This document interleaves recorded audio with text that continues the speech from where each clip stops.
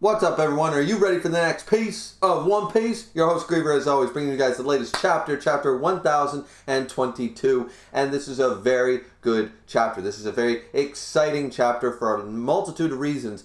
But also, there is one crux. There is one thing to pull the chapter down for me, and we will get into that. But first and foremost, let's talk about the opening bit. Because I've been saying this a while, Wano has been going on a very long time, and yes, would we like to continue to see these fights go on? And I think Tekking was one of the people that said this, and I heard other people say this, that the Topiropo probably aren't down. Sasaki or Who's Who might be able to get back up or something like that. But here it's pretty much confirmed, right? Page 1, Ulti, the Flying Six are done. The Topiropo are down, they're down and out, they're down and out for the count. And that's what the opening page is basically saying. Look, we're moving on to the final, we've got to get to the final stages of Wano eventually. As much as some people would want Wano to go on for 200-300 chapters, it's already the longest arc in all of One Piece. And it's still going. And we still have the main, the final round with Kaido still needs to take place. It hasn't actually started yet. Luffy is still down on Wano Land. He's not on Onigashima yet. And you're not going to tell me that that's going to end in 2 chapters. So I think this was the right move. I know some people will be disappointed by this, but we needed to move on. The Topiropo are down. Jinbei had his fight. He won. Robin had a fight, first time in 10 years or something like that. She won. Brooke was there helping that. Frankie had a fight. We've seen the Straw Hats. They've had their fights. They've had their moments. It's just really good stuff. And now they're just showing, basically, they're all down. Now it's the commanders. Now we got Big Mom. We got Kaido. We got Jack, King, Queen. We have the stronger contenders, the part 2 sort of idea, right? And, of course, we also have the thing that I'm going to complain about. Oh, good old Hawkins, everybody's favorite supernova. So, but before we get into that, we do have a scene with the Raizo facing the Ninjago Fushiroshigu, or whatever his name is.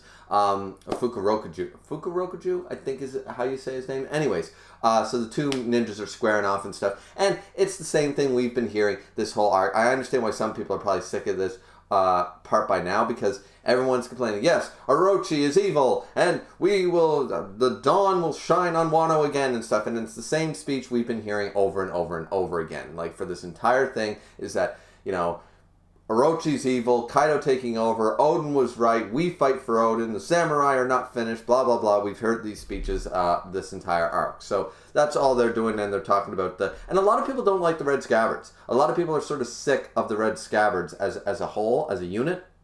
Me, personally, I don't mind their characters. A lot of people seem to despise them for some reason. I think it's just because scenes like this have been going on and repeated in multiple ways, said with different characters at different times to different people. But at the end of the day, it's always the same thing. We are ghosts of the past. We fight for the name of Odin to make Lord Momonosuke, to open Wano's borders. It's the same speech, the same words, just always in a different order sort of idea, right? So I understand why some people are sort of miffed at that, but it's sort of nice to see this breakup that Raizo is still facing. Raizo's still kicking, Izo's still kicking, Denjiro's still, there are characters that are still kicking, and we see Inarashi is still fighting against Jack as well. So we're getting, but we do see some of the ones that are down seem to really be down for the count. So I'm curious if they're actually going to confirm any deaths by the end of this arc. A lot of people are worried that Oda doesn't like to kill off characters.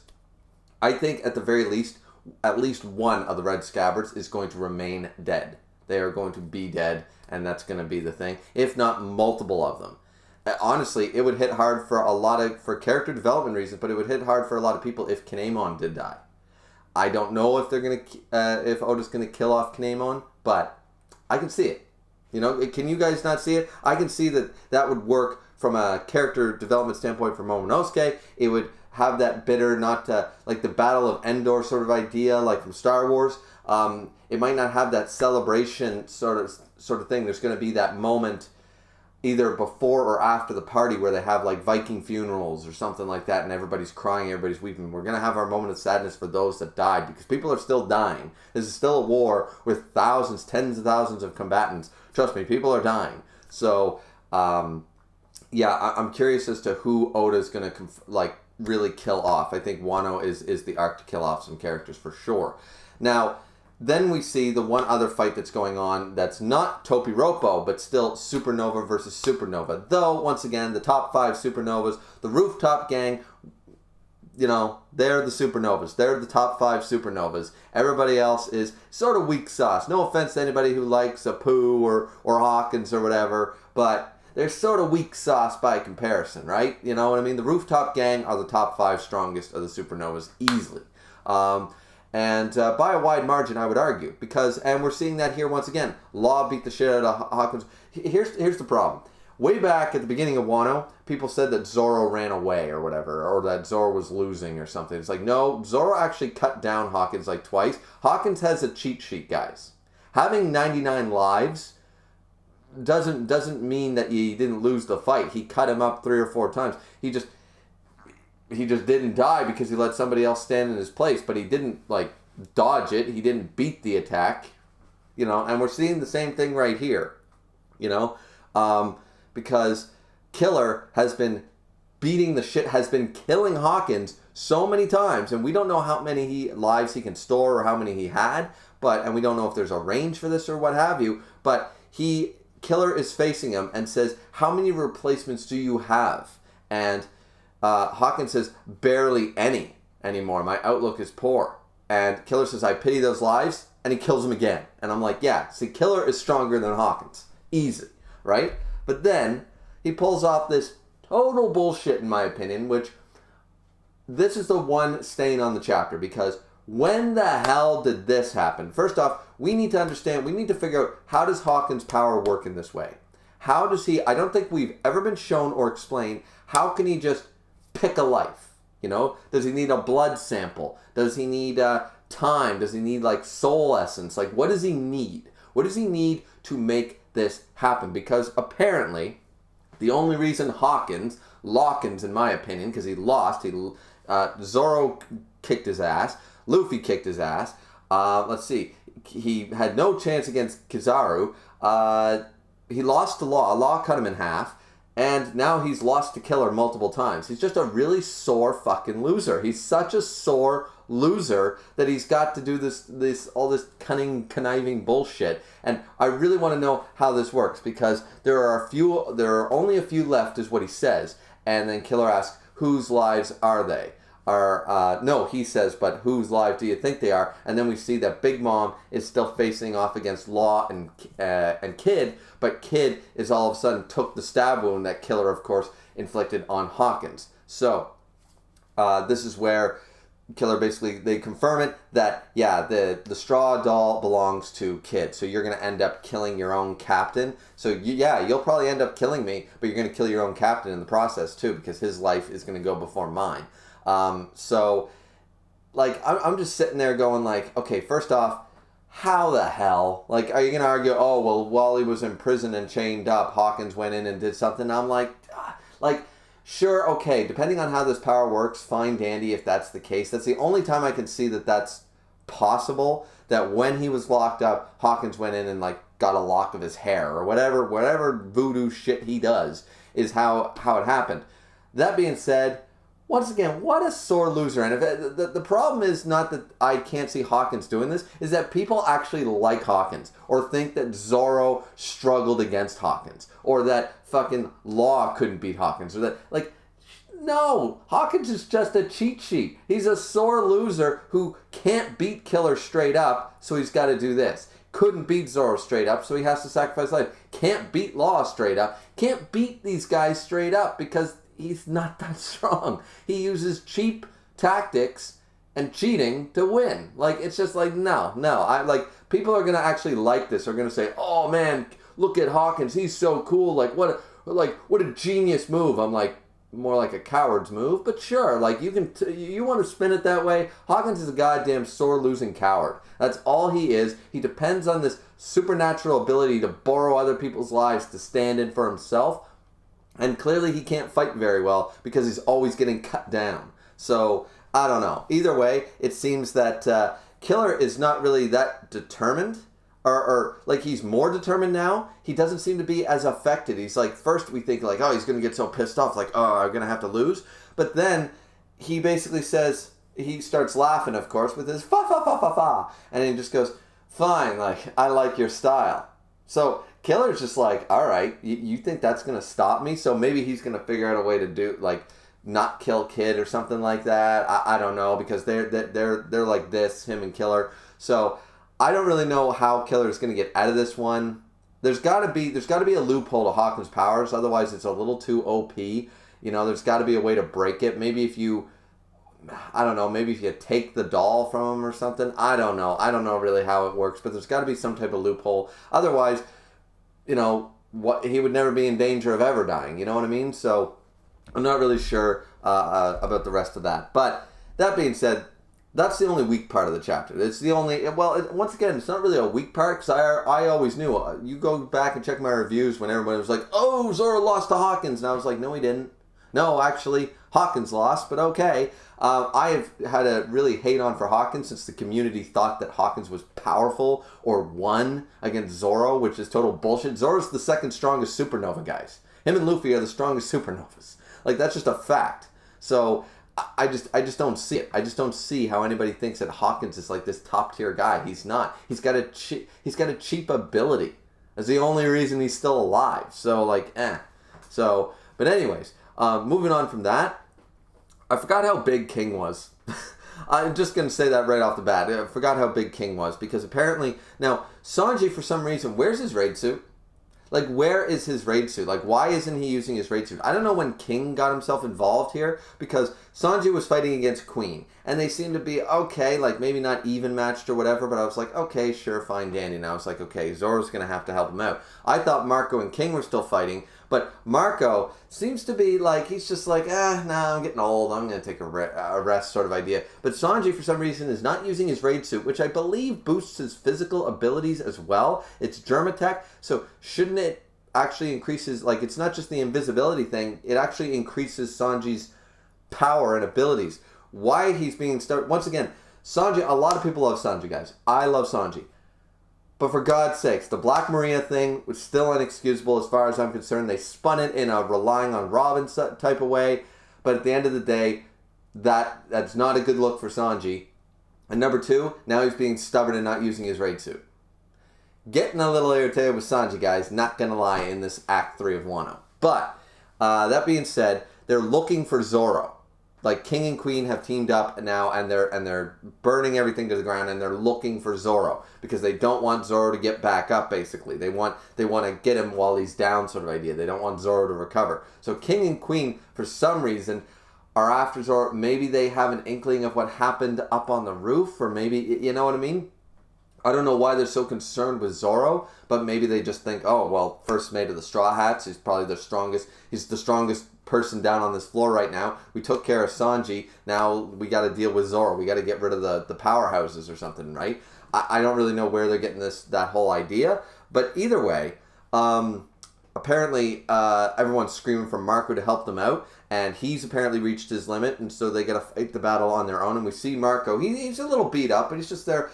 Man, this sort of sucks. But we see that he still has some fight in him later on, so I don't know really what he's playing at here. That being said, he did say fighting two commanders is a tough task even for him, and he's been fighting them this whole time, right? He was fighting King and Queen together, and he was he was not kicking their ass, but putting up an even matched fight against the two of them, and finally he sort of ended up running out of gas.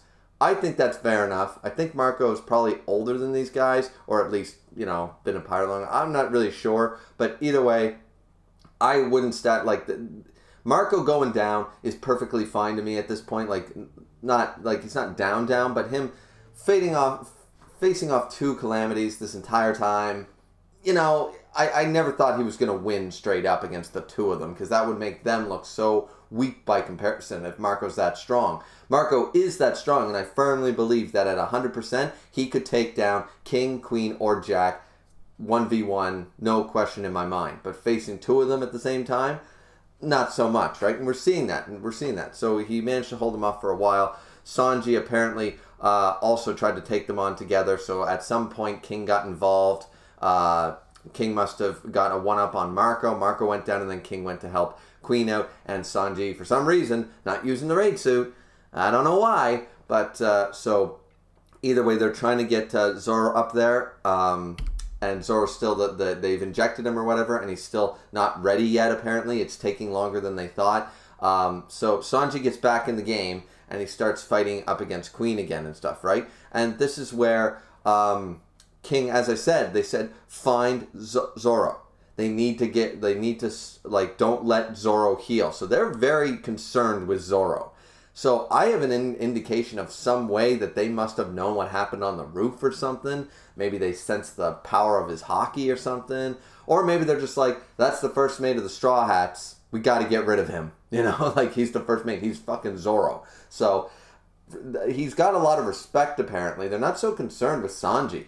They're concerned with Zoro. So sort of a slight to all the Sanji fanboys that the Calamities don't give a shit about Sanji. They care about Zoro. So kind of interesting there. Now, this is where our favorite long-toothed member of the, or long-tongued character of the Big Mom Pirates is there wanting to eliminate Vinsmoke Sanji. Okay, so you know, just, you should have stayed and married Pudding, and rah, rah, rah, rah. And this is where we get the German's biggest failure shall now die, and he's locked on and stuff. And this is where Nekomamushi comes up. This is for Pedro. Smacks him down.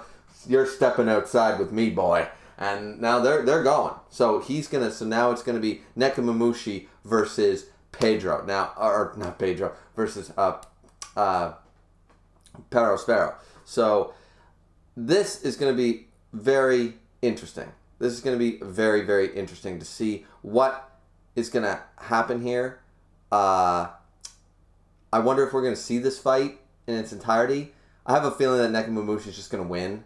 I don't know. Do you guys think he's going to die? Do you think, like, who's going to win this fight? You know, like, the revenge for Pedro makes sense. We had Carrot and Wanda tried to do their thing, and that just didn't work because the Sulong form ran out and blah, blah, blah. So, because of the moon covering. So, I'm not 100% sure if we're going to see much of that or if that's going to be off-screen. I feel like we're trying to jump up the pacing. And at the beginning of this chapter, that's basically what they did. They said, hey, for anybody thinking that the Topiroper are getting back up, no, the Topiroper are down. We're moving on to the next set of fights. We're moving on to commander level fights, right? And technically, you know, was once a commander of the Big Mom Pirates, one of the sweet commanders. So there we go. Now this is where they said they found Zoro and everything. King gets in the way. They're running away and stuff. And this is where Marco once again gets off his duff, so to speak, and just bing. And so King is using some type of fire powers. Now Marco still seems to be like in it. Like he's beaten and bruised, but Marco still seems to have some kick in him because he blocks King's attack with seemingly ease and says that he's heard tales. Now everybody's going to go theory crazy with this one because we're always wondering what is King's race. And he heard about a race of people atop the red line that would burst into flames. And here we have King the Wildfire. So apparently there's a race of people that at one time lived at the top of the red line. And we're thinking that King the Wildfire might be one of them. He's got those wings and stuff. Like, So that flame behind him is his innate ability based on his race. And we know this from Big Mom that he's one of the rarities. He's probably one of the last of his kind, if not the last of his kind. So we're not 100% sure yet where that's going, but Marco apparently knows something about it. And so this is where they start screaming, saying, "You're still alive, Marco?" Like, Queen's like, "What the hell? Like, I thought we took him out. Like, you're still alive?" Said, "The Whitebeard pirates are supposed to already be dead, so go to your grave already." And this is where Marco, I love Marco's attitude here, because he could probably still fight. He could probably still block this. He could probably still fight and stuff. But he's been saying the whole time, the next generation, right? Like, it's always about, he's just like Shanks in that way, doing like, it's my time is over. My time is done. I'm just here to lend a hand to the new guys. And it's just like, he's like, yeah, all right, you know what? I give up for today. I'm satisfied. That's it for me. And everybody's just like, wait, what?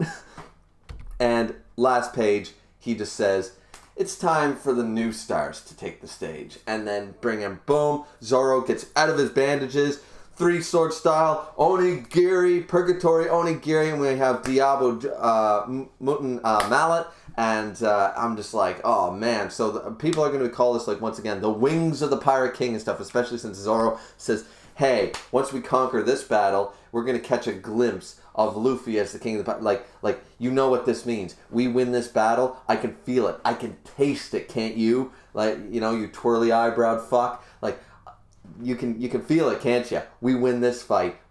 You can feel the close that Luffy's getting one step closer to becoming the Pirate King. And so they know if they take out the commanders, and they do some damage here, like this is pretty impressive here. So I'm not sure how the rest of this battle is going to go, but a lot of people are excited for this because we got the wings of the Pirate King, you know, the monster trio and blah, blah, blah. Though I still say Jinbei's probably stronger than Sanji from a power scaling perspective. But a lot of people like the idea of these two, like the right hand and the left hand of the Pirate King, right? Or the wings of the Pirate King, the left and the right wing of the Pirate King, which is, of course, Zoro and Sanji in this regard. And I like Sanji, so I think this is a beautiful shot. This is really cool. It makes sense that Sanji would fight against Queen, and I guess at this point where Marco says, you know what, I'm just here to lend a hand until the stage was set. And you could argue that Zoro had his moments against Kaido. He had his moments on the roof. We're probably not going to see him up on the roof again. I'm a little disappointed in that.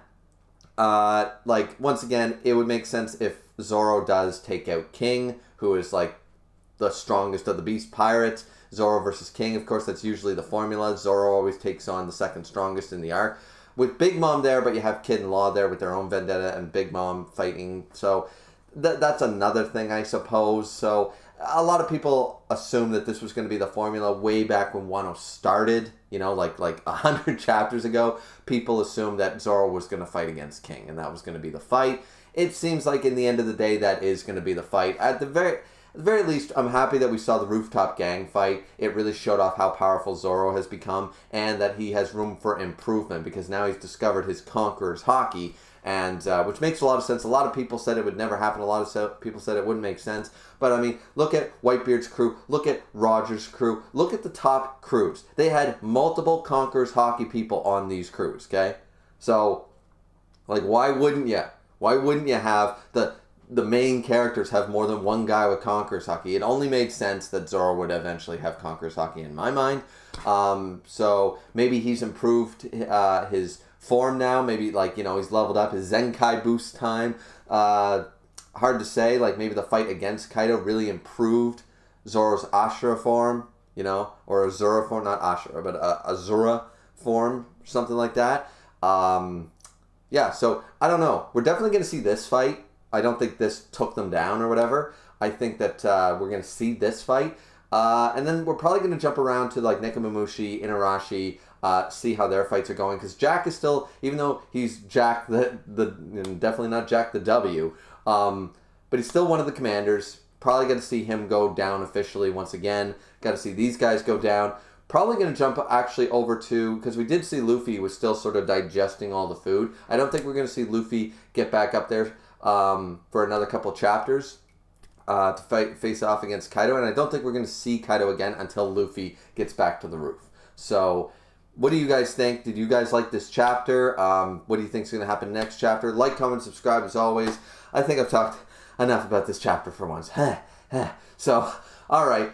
Hope you guys enjoyed the video. Like, comment, and subscribe. Don't forget to drink responsibly as always, as I always do. And we will see you guys back here again next time for chapter 1023. So make sure to stay tuned for the next piece of One Piece. Thanks guys so much for watching. See you next time.